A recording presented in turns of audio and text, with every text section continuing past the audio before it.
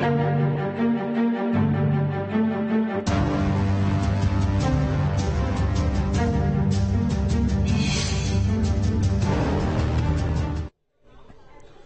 खबर विशेष में आपका स्वागत है। मैं हूं आपके साथ शुभम त्रिपाठी।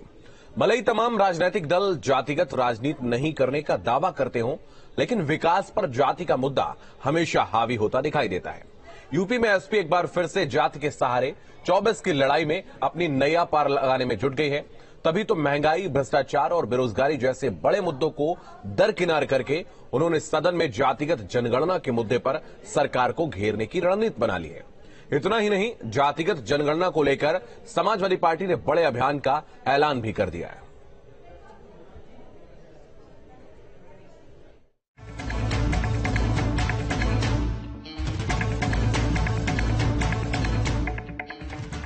चौबीस की लड़ाई जाति पर आई। फिर अखिलेश को जाति की याद आई। विपक्ष के लिए जाति सबसे बड़ा मुद्दा। सदन में भी सुनाई देगी जाति की गूंज। विकास से हटे, जाति पर डटे। यूपी के बजट सत्र में मुख्य विपक्षी पार्टी एसपी ने सरकार को घेरने के लिए जाति वाला दांव चलने का मन बना लिया है। अखिलेश यादव एक बार फिर जाति के सहारे 24 की लड़ाई में अपनी नैया पार लगाने में जुट गए हैं। तभी तो महंगाई, भ्रष्टाचार और बेरोजगारी जैसे बड़े मुद्दों को दरकिनार कर उन्होंने सदन में जातिगत जनगणना के मुद्दे पर सरकार को घेरने की रणनीति बना ली है। पिछले लंबे वक्त से अखिलेश सरकार पर पिछड़े और दलितों की उपेक्षा का आरोप लगा रहे हैं। साथ ही कह रहे हैं बीजेपी साजिश के तहत पिछड़ों, दलित वर्गों के आरक्षित पद खत्म कर रही है। विपक्ष को विकास के मुद्दे की बजाय जातिगत जनगणना जैसा मुद्दा ज्यादा फायदेमंद नजर आ रहा है, ताकि पिछड़े और दलितों के वोट बैंक को कैश किया जा सके। क्योंकि यूपी में चुनाव में जीत का फॉर्मूला पिछड़े और दलित वोट बैंक से जुड़ा हुआ है। ये कहूंगा कि समाजवादी पार्टी के मुखिया श्री अखिलेश यादव जी को जाति जनगणना से पहले जाति न्याय अगर करना है तो समाजवादी पार्टी के अध्यक्ष की कुर्सी को त्याग करके किसी अन्य को सौंप देना चाहिए। समाप्त होती हुई समाजवादी पार्टी शायद डूबने से बच जाए। जातिगत वोट की बात करें तो 42 से 45% वोट ओबीसी का है। दलित वोटरों की संख्या 21 से 22% है। सवर्ण तबके की अनुमानित संख्या 18 से 20% है और इसके साथ ही मुस्लिम वोटर भी यूपी की राजनीति में कई सीटों पर गहरा प्रभाव रखते हैं। यहाँ मुसलमान वोटर की संख्या करीब 16 से 18% है। एसपी एक बार फिर जाति के रथ पर सवार होकर यूपी मिशन 2024 फतह करने निकल पड़ी है और ऐसे में जातिगत राजनीति करने पर उस पर सवाल भी खड़े हो रहे हैं। सत्ता के बेदखल होने से ये बौखलाहट है। जो सत्ता से बेदखल हुए लोग हैं वो ना तो संविधान को मानते हैं, न बाबा साहब डॉक्टर अम्बेडकर को मानते हैं। लेते हैं संविधान की शपथ और बाबा साहब का नाम तो लेते हैं, गले में माला विचारों के साथ। इससे पहले ही अखिलेश ने अपना जाति वाला बड़ा दांव खेल दिया है। सपा ने जाति जनगणना अभियान का ऐलान भी कर दिया है। अभियान का पहला चरण 24 फरवरी से 5 मार्च तक चलेगा और इसके तहत गांव-गांव जाकर लोगों को समझाया जाएगा। Team news state. तो सोमवार से यूपी विधानसभा का बजट सत्र भी शुरू हो रहा है और सदन में अखिलेश इस बार जोर शोर से जातिगत जनगणना का मुद्दा उठाने वाले हैं। एसपी का कहना है कि वे दलितों और पिछड़ों के हक की लड़ाई में पीछे नहीं हटने वाले हैं। तो हमारे साथ जो खास मेहमान जुड़ रहे हैं उनका परिचय भी हम आपसे करवाएंगे। इसके अलावा हमारे सहयोगी निखिल भी हमारे साथ लगातार जुड़ेंगे, उनसे भी हम तमाम सवालों के जवाब लेंगे। तो आलोक वत्सा भारतीय जनता पार्टी के नेता हमारे साथ जुड़ रहे हैं। उसके अलावा कीर्ति निधि पांडे समाजवादी पार्टी के प्रवक्ता हमारे साथ जुड़ रहे हैं। एक प्रतिक्रिया आपको सुनाते हैं।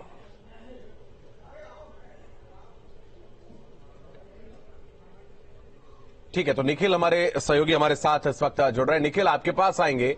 यूपी में इस वक्त जीत के लिए नया चक्रव्यूह रचा जा रहा है और जातिगत आधार पर क्या 24 में समाजवादी पार्टी उतरने जा रही है? क्योंकि जिन मुद्दों को उठाया जा रहा है लगातार एक के बाद एक, वो तो यही इशारा कर रहे हैं। बिल्कुल उस रणनीति की पटकथा कैसे लिखी जा रही है उसकी तस्वीरें हम आपको समाजवादी पार्टी कार्यालय पर दिखाते हैं। अब से थोड़ी देर पहले शिवपाल यादव जो है वो समाजवादी पार्टी कार्यालय पर पहुंचे और 2017 के बाद पहली बार ऐसा हुआ जब शिवपाल यादव समाजवादी पार्टी कार्यालय पर पहुंचे हैं। विधानमंडल दल की बैठक बुलाई गई, तमाम विधायकों के साथ मंथन होगा कि किस तरह से विधानसभा में भारतीय जनता पार्टी के सामने अपने मुद्दों को समाजवादी पार्टी रखेगी, चाहे उत्तर प्रदेश में कानून व्यवस्था का मुद्दा हो, चाहे जातिगत आरक्षण का मुद्दा हो। आपने देखा होगा पिछले कुछ समय से समाजवादी पार्टी बहुत मुखर होकर अपना पक्ष रख रही है। जिस तरह से स्वामी प्रसाद मौर्य ने रामचरितमानस को लेकर बयान दिया, उसकी जो चौपाइयों पर सवाल खड़े किए, उसके बाद जो है जिस तरह से पार्टी ने अपनी रणनीति बदली, पार्टी ने रणनीति बदलकर दरअसल ये तय किया कि जो जातिगत आरक्षण है, जो जातिगत जनगणना है, उस पर बात की जाएगी और उसी बात को करने के लिए तमाम जो विधायक है समाजवादी पार्टी के वो पहुंचे हैं समाजवादी पार्टी कार्यालय पर। ये बहुत अगर कहें तो एक बड़ी खबर है कि किस तरह से शिवपाल यादव पहुंचे हैं बैठक में। अखिलेश यादव इस बैठक में मौजूद नहीं रहेंगे, लेकिन शिवपाल यादव इस पूरी बैठक की रणनीति बनाएंगे। कल किस तरह से सदन में जो है वो शिवपाल यादव अपना पक्ष रखेंगे। कल शिवपाल यादव आजम खान की सीट पर बैठेंगे। इसके लिए समाजवादी पार्टी ने विधानसभा अध्यक्ष को पत्र भी लिखा। तो बहुत आक्रामक कल नजर आने वाली है समाजवादी पार्टी विधानसभा सत्र में। खास करके उसके दो मुद्दे होंगे, एक तो कानून व्यवस्था मुद्दा होगा, दूसरा जो जातिगत जो है जनगणना उसको लेकर मुद्दा रखेगी। तो शिवपाल यादव ने आज समाजवादी पार्टी कार्यालय में बैठक को ज्वाइन किया है, तो निश्चित तौर पर एक बहुत जोश के साथ कल सदन में समाजवादी पार्टी दिखाई देने वाली। जी बिल्कुल निखिल, हम वापस आपके पास आएंगे। कीर्ति निधि जी, मैं आपके पास आऊंगा। शिवपाल यादव लंबे वक्त के बाद पार्टी कार्यालय पहुंचे, वहां पर कार्यकर्ताओं के बाद बीच में बैठे, उनसे बातचीत की, तो क्या कुछ उनका कद अब निकलकर सामने आने वाला है? क्योंकि उनकी कद के बहुत सारे नेता हैं, राष्ट्रीय महासचिव आपने बहुत सारे बनाए हैं, लेकिन शिवपाल यादव का क्या वजूद रहने वाला है?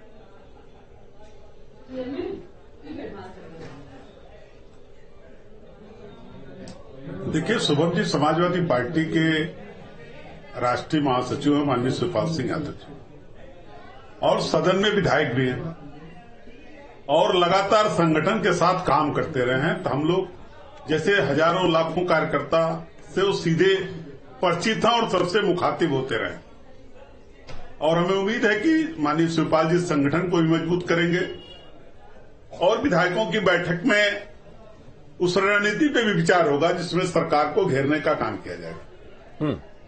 क्योंकि जिस तरीके से कानपुर की घटना, जिस तरीके से सीतापुर के अंदर बुलडोजर की कार्रवाई, जिस तरीके से मेरठ के अंदर बुलडोजर की कार्रवाई किसानों के ऊपर, तो ये तमाम मुद्दे हैं, महंगाई है, बेरोजगारी है, किसान है, व्यापारी है, इन तमाम मुद्दों के साथ समाजवादी पार्टी अपनी रणनीति तैयार करेगी और सदन में पूरी मजबूती के साथ आवाज उठाने का काम करेगी। बिल्कुल, तो कहीं ना कहीं समाजवादी पार्टी को मजबूती जरूर मिलेगी शिवपाल यादव के वापस आने के बाद।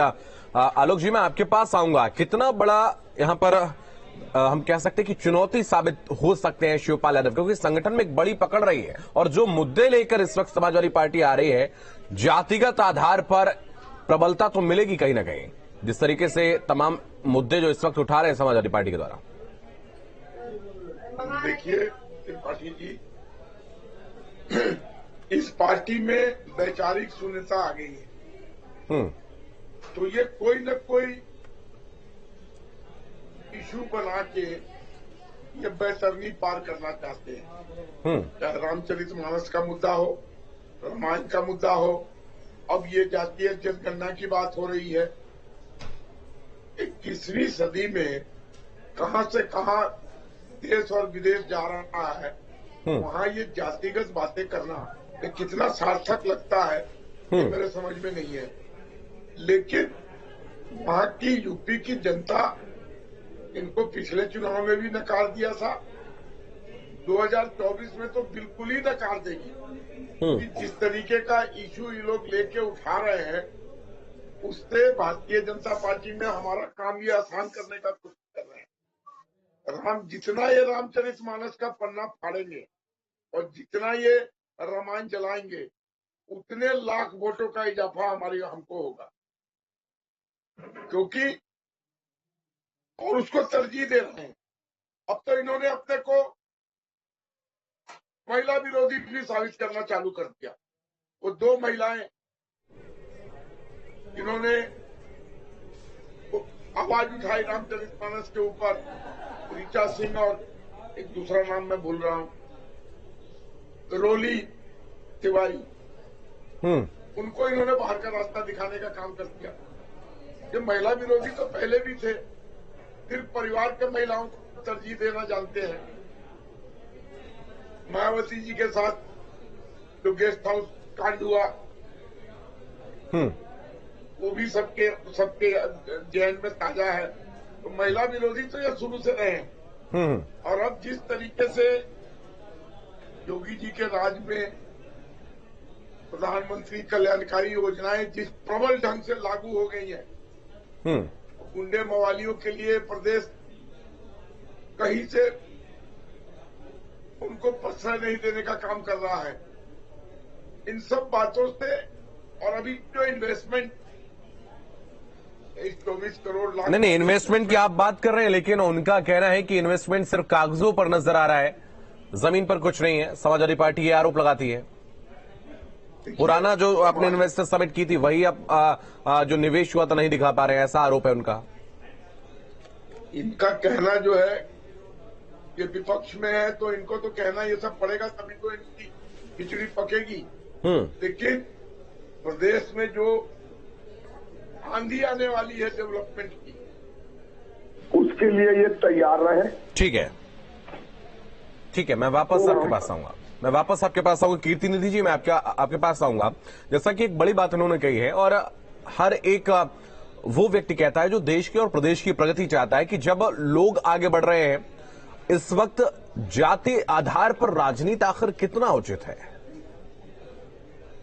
आधुनिक समय में? शुभम जी, देखिए शुभम जी, आलोक वत्स साहब को एक बात पहले स्पष्ट करना चाहिए कि भारतीय जनता पार्टी जाति जनगणना के साथ है कि जाति जनगणना के खिलाफ। क्योंकि केंद्रीय भारतीय जनता पार्टी, उत्तर प्रदेश की भारतीय जनता पार्टी जहां जनगणना के खिलाफ है, वही बिहार के अंदर बिहार का जो संगठन है भारतीय जनता पार्टी का, वो जाति जनगणना की खिलाफत नहीं करता। तो पहले भारतीय जनता पार्टी को अपना चरित्र क्लियर करना चाहिए कि जाति जनगणना के साथ है कि जाति जनगणना के खिलाफ है। दूसरी बात में आता हूं कि जाति जनगणना आवश्यक क्यों? जाति जनगणना केवल पिछड़े और दलित पे क्यों केंद्रित कर दे रहे हैं? मैं तो कह रहा हूं देश के हर नागरिक की गणना होगी उसमें, और उसकी सामाजिक स्टेटस, आर्थिक स्टेटस और शैक्षणिक स्टेटस, तीनों स्टेटस की जानकारी हो उसमें। और जिस भी समाज के व्यक्ति की गिनती के बाद जब ये नारा देते हैं सबका साथ और सबका विकास, तो जिस भी समाज में लोग पिछड़े हो सामाजिक रूप से, आर्थिक रूप से, शैक्षणिक रूप से, उनको ऊपर लाने की जरूरत है। ये भारतीय जनता पार्टी समझने को तैयार नहीं। और ये पता कैसे चलेगा? जब जनगणना होगी एक एक व्यक्ति की, और उस व्यक्ति के आगे उसकी जाति, उसकी सामाजिक स्थिति, आर्थिक स्थिति और शैक्षणिक स्थिति, जब तीनों लिखा जाएगा तो पता चलेगा कि देश के अंदर किस वर्ग के अंदर, किस जाति के अंदर तो वर्ग की राजनीति पिछड़ापन है, आर्थिक पिछड़ापन है। तरीके से आप आइए तो एक अलग अलग वोट बैंक डिसाइड हो जाएंगे। इस जाति का इतना वोट बैंक है तो इस जाति का इतना वोट बैंक है, इसलिए ये डिसाइड हो जाएगा और उसी आधार पर उनको लाभ दिए जाएंगे। क्यों समान नहीं देना चाहिए? करना जरूरी है, मैंने बताया ना। हाँ।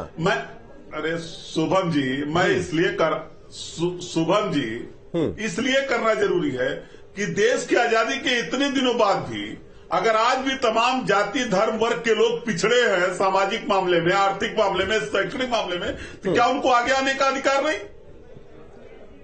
और उनको आगे लाने के लिए रास्ता है, और इसलिए जाति जनगणना आवश्यक है। भारतीय जनता पार्टी डरती क्यों है जाति जनगणना कराने से? एक तरफ कांग्रेस ने भी पिछले दिनों कराया था 2011 में, आज तक उसका आंकड़ा नहीं दे पाई। और समाजवादी पार्टी के राष्ट्रीय अध्यक्ष आदरणीय अखिलेश यादव जी ने 24 फरवरी से इस अभियान की शुरुआत होगी। हर ब्लॉक स्तर पे संगोष्ठी होगी, ठीक, गांव-गांव जनसंपर्क होगा 5 मार्च तक। ठीक है, मैं वापस आऊंगा आपके पास। हम लोगों को बताएंगे निखिल, मैं आपके पास आऊंगा। आवश्यक है। ठीक है कीर्ति निधि जी, मैं वापस आपके पास आऊंगा। निखिल, आपके पास आ रहा हूं। सवाल यही है कि ये क्या एक कोई सियासी दांव है या फिर वाकई इसके पीछे जनहित की बात है, क्योंकि जिस तरीके से जातीय जनगणना को प्रोजेक्ट किया जा रहा है, बिहार से शुरुआत हुई और उसके बाद प्रदेश में और उत्तर प्रदेश में खासतौर पर इस वक्त, क्योंकि सबसे बड़ा प्रदेश है, 80 सीटें हैं यहां पर, और जो यहां जीतता है वो केंद्र में जाने में उसको बहुत बड़ा बल मिलता है, बहुत सहायता मिलती है। तो क्या ये एक सियासी दांव है, सियासी चक्रव्यूह है? शुभम, इसका अंदाजा इसी से लगाया जा सकता है, जब समाजवादी पार्टी की सरकार थी तब कोर्ट ने बाकायदे ऑर्डर दिया था जातीय जनगणना कराने को, लेकिन उस दौरान अखिलेश यादव ने नहीं कराया। जैसे विपक्ष में आए उन्होंने जातीय जनगणना का राग अलापना शुरू कर दिया। इससे पहले भारतीय जनता पार्टी भी जब विपक्ष में थी तो उसने भी जातीय जनगणना की बात कही थी। तो जब दल सत्ता में नहीं होते तो जातीय जनगणना की बात करते हैं, चाहे वो सपा हो, चाहे भाजपा हो या कोई और दल हो। लेकिन जैसे सत्ता में बैठते हैं वो ये मुद्दा भूल जाते हैं। देखिए, जातियों के आधार पर गणना होनी चाहिए, ये बहुत साफ बात है। निश्चित तौर पर बहुत सारे ऐसे लोग हैं जो पिछड़े, दलित, शोषित, वंचित हैं, उनको किस तरह से अगर आगे लाना है तो उसको लेकर एक फुल प्रूफ जो है प्लान बनाना पड़ेगा, फॉर्मूला बनाना पड़ेगा, तभी शायद आपको समाज में लोगों को बराबर का अधिकार दे पाएंगे। लेकिन जब पार्टियां सत्ता में होती हैं तो इसे भूल जाती हैं। और इस बार ये बड़ी बात कही है आपने। बात पता है कि अगर भारतीय जनता पार्टी से सत्ता छीनना है तो धर्म के नाम पर नहीं, जाति के नाम पर जरूर छीना जा सकता है। बिल्कुल, इस पर मैं जवाब चाहूंगा। आलोक जी, ये बड़ी बात कही है निखिल ने कि जब सत्ता में होते हैं तब तो जातीय जनगणना नहीं याद आता है, चाहे समाजवादी पार्टी रही हो, और जब विपक्ष में होते हैं तो इस मुद्दे को उठाया जाता है। क्या वजह रहती है? हमारे बारे में जेडीयू के साथ जब हमारी सरकार थी बिहार में और उस समय जातिगत जनगणना की बात आई थी तो हमने उसका विरोध नहीं किया। आज भी हम उसके विरोध में नहीं है, लेकिन उसको शुद्ध राजनीति के कारण इस्तेमाल करने के लिए, क्योंकि इनके पास वैचारिक शून्यता आ गई है, कोई और मुद्दा तो इनका पब्लिक में कोई दाव चल नहीं रहा है। कितने दिन से ये बेरोजगारी, महंगाई, ये सब का ढोल पीट रहे हैं, लेकिन लोगों ने इस सब चीज को दरकिनार किया।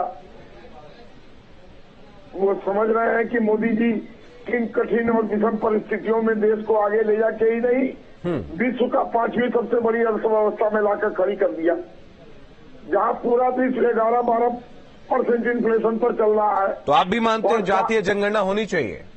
वक्त साहब, बिल्कुल होनी चाहिए।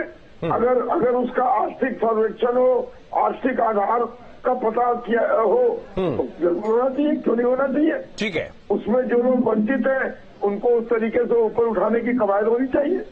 ठीक है।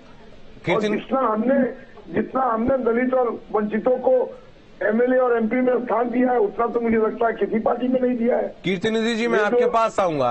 अब कहां पर दिक्कत रह जाती है? वो भी कह रहे हैं हमको कोई समस्या नहीं है, लेकिन उसके कुछ जो मानक है वो निर्धारित किए जाने चाहिए। दूसरी तरफ एक सवाल जो बहुत वाजिब है, जो कि निखिल ने उठाया, कि जब सत्ता से दूर होते तब तो याद आती है, सत्ता में जब रहते, चाहे समाजवादी पार्टी हो चाहे अन्य कोई दल हो, तब इस मुद्दे की ओर कोई नहीं देखता है।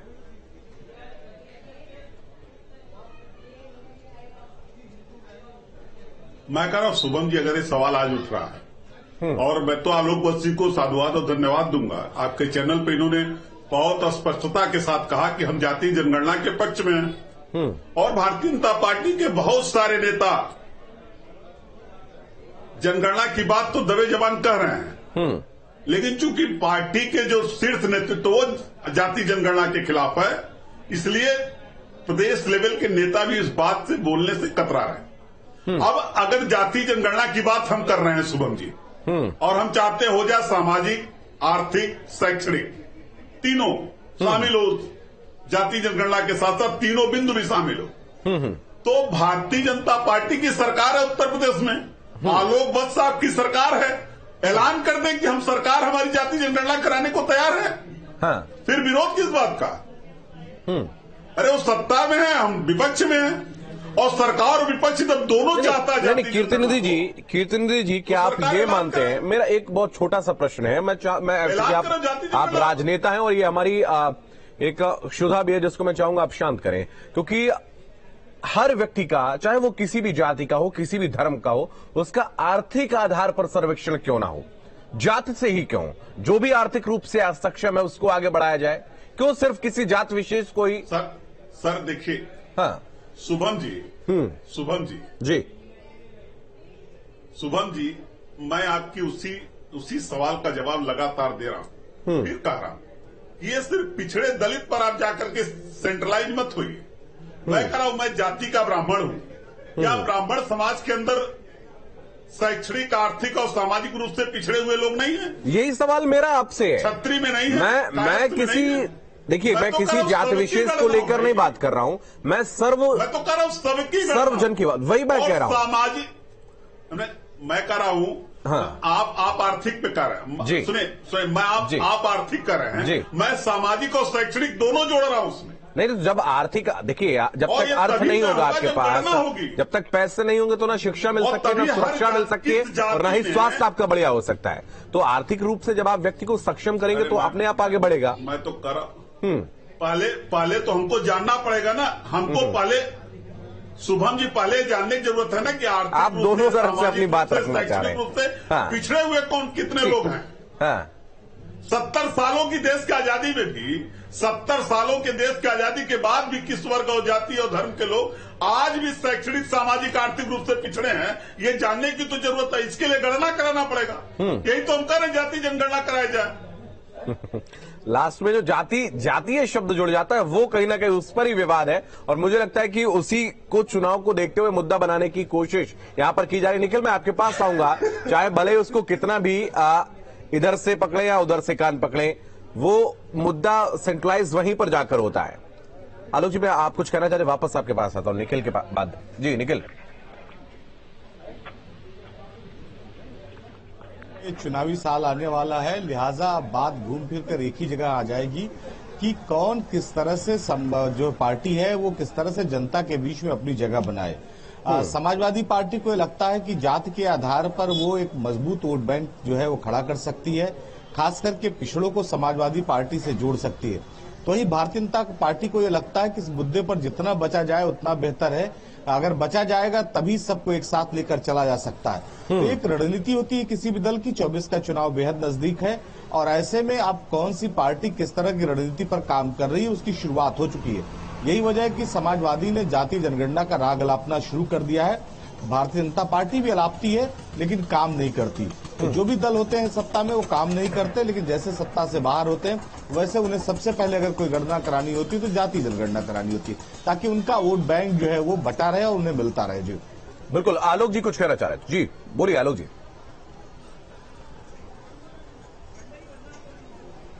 का आधार होना चाहिए, उनका जो मूल स्वरूप है वो क्या है, उनकी आर्थिक स्थिति क्या है, उनका घर किस हालत में है। जाति और धर्म ठीक है, आप जनगणना में जोड़ लें, लेकिन उसको सार्वजनिक न करें। कीर्ति निधि जी की पार्टी इसका राजनीतिक उपयोग करना चाहती है, जो पॉसिबल नहीं है। मोदी जी के समय में जिस तरीके से रफ्तार पकड़ी हुई है हिंदुस्तान सरकार में है, आर्थिक आधारों, सामाजिक मुझे पूरा कंप्लीट कर लेने दीजिए। आपसे अनुरोध है, 1 मिनट कंप्लीट कर लें। बोलिए आलोक जी, बोलिए, आप बोलिए। कि आपके यहाँ का जो समाजवाद है कीर्ति दीदी जी, उसको तो लोहिया देखते और सुन के कितने खुश होंगे। एक ही परिवार का 35 आदमी सत्ता में आने पे आप लोग विभिन्न संवैधानिक पदों पर शामिल हो जाते हैं। दोनों पे बात करूंगा आपसे चलिए ठीक है। आलोक जी, कीर्ति निधि जी, आप दोनों का बहुत धन्यवाद हमारे साथ जुड़ने के लिए। निखिल, आपका भी बहुत धन्यवाद हमारे साथ जुड़ने के लिए। तो जाति से जीत की तैयारी यहां पर होती हुई नजर आ रही है। भले ही ये कहा जाए कि सर्वधर्म सर्व जाति समभाव